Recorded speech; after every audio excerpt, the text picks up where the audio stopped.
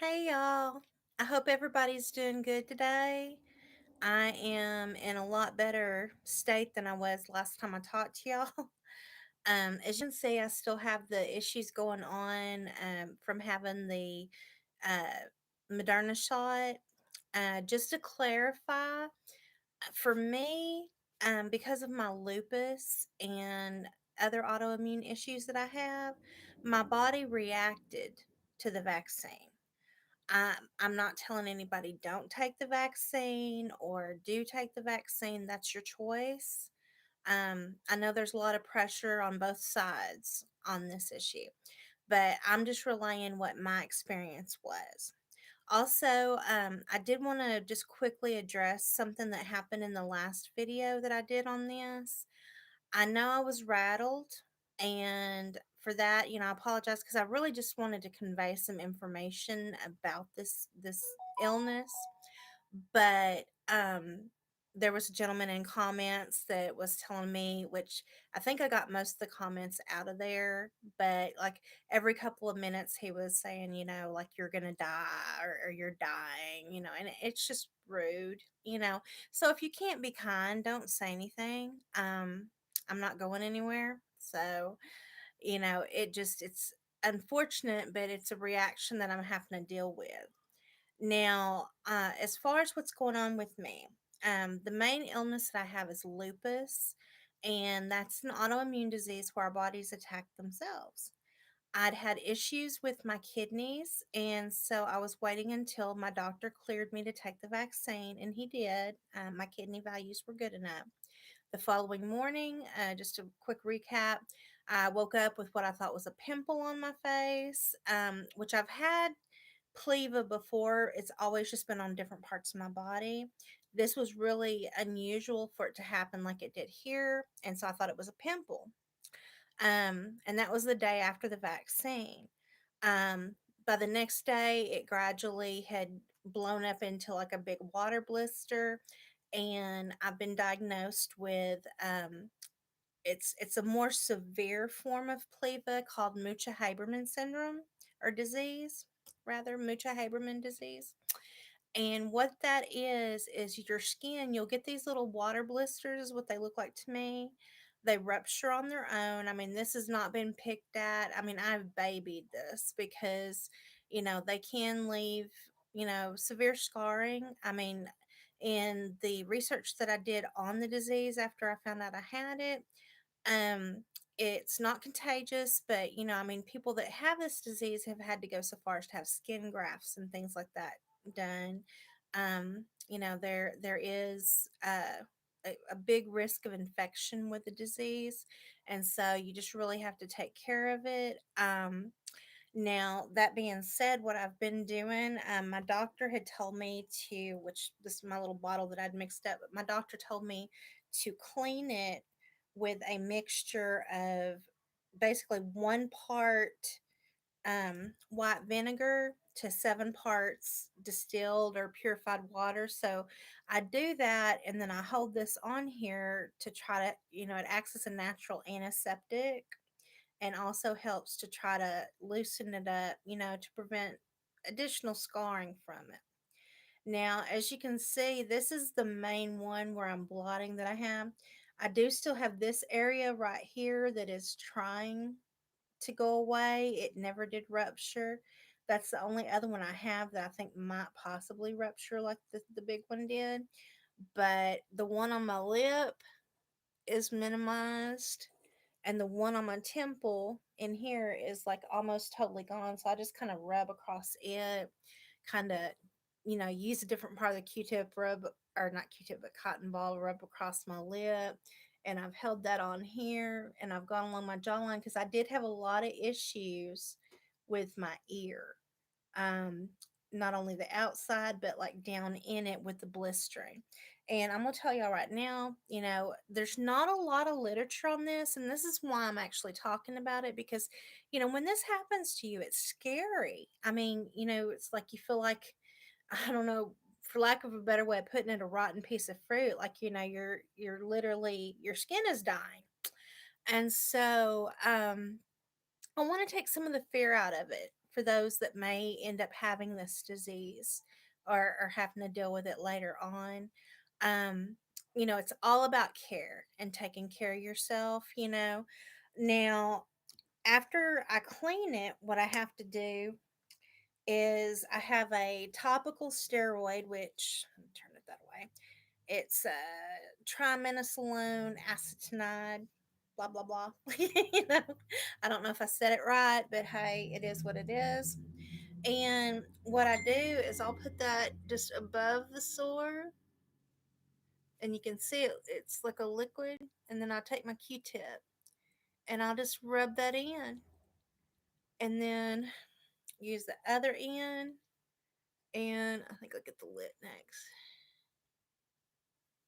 Get that on the lid,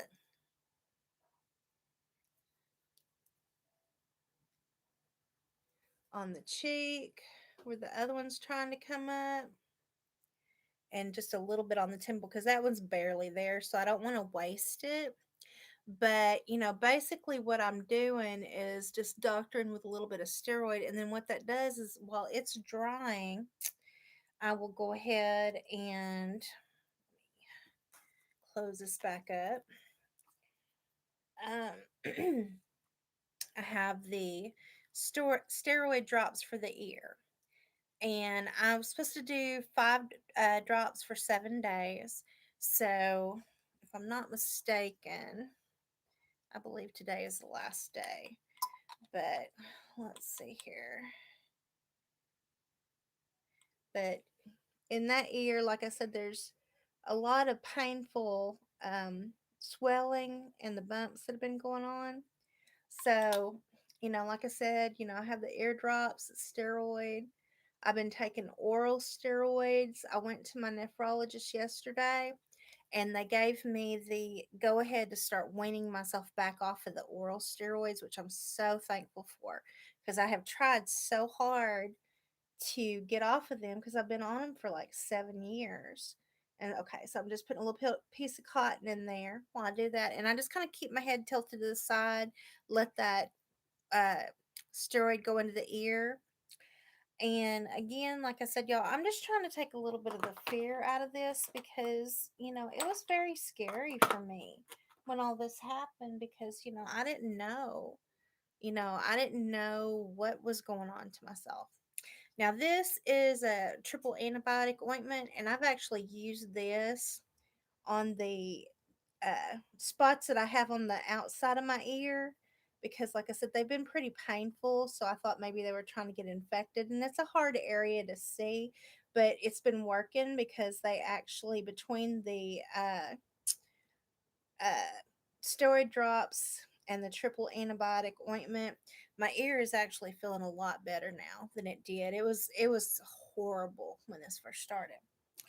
Now, the final step to my little doctoring routine here for this uh, skin problem is just regular Vaseline. I'm supposed to just put a nice little thin coating over the top of it to keep it moist. And I do that on all of them, just to try to prevent, any dryness because that's basically what we're doing right now is just trying to prevent, the scarring from being too bad. The fact of the matter is the skin is dead. It's going to come off. Now, whether it'll come off on its own or the doctor will end up having to take it off, that I don't know. I'm not really worried about scars. I'm thankful to be here. 20% of people that get this disease that are older. I mean, it's much less aggressive in young people than it is in older people.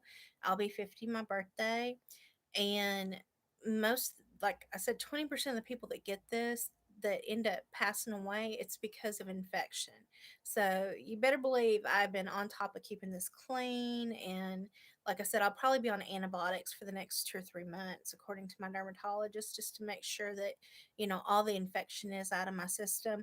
I can tell I'm better. My face is much less swollen, and the skin itself is much less painful than it was. I mean, if you watch the earlier videos or seen the pictures, you know how swollen the face was. It was hideous, So I just wanted to, like I said, take a little bit of the mystery out of the disease that's Mucha Habermann. Just think of it as almost like a it's basically like a almost like a lupus, because your skin is attacking itself, and so it sees yourself as the foreign body, and because of that, when it attacks, it kills the tissue.